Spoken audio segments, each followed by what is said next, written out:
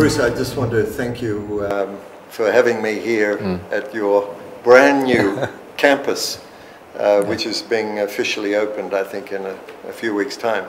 Yes, next month we will have our official opening of this ITE College West, our latest, comprehensive campus.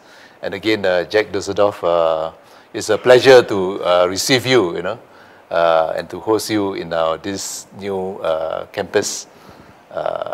It's always happy, to see you. You're building, or have built, a brand new campus, and on the WorldSkills front, we're about to build something a little bit more virtual, our foundation. You are one of our most high-performing, innovative members of our now 54 member-strong organization. How do you see this foundation helping to deliver greater benefits to the whole WorldSkills movement?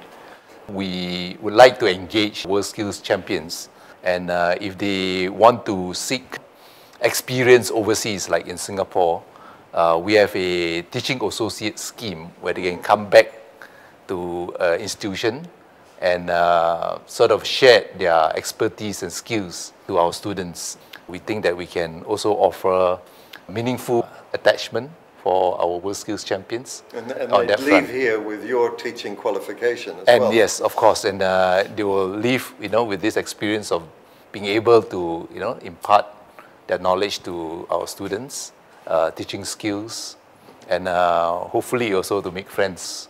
I understand the WorldSkills Foundation is very interested in our Experience ITE. We have a center that we attract students from our secondary schools to come to ITE to see what are the various skills areas that they can be engaged in. And when they finish their schools, they will know what skill area they would like to do.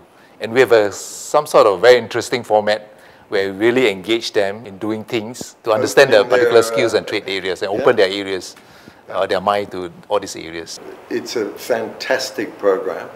I get the chance to visit a lot of different places, but I think this is one of the smartest ways I've seen of actually engaging young people in an aspirational way. Come and study this rather than what could you aspire to do? Yes. And I think you've captured that very nicely. Yes.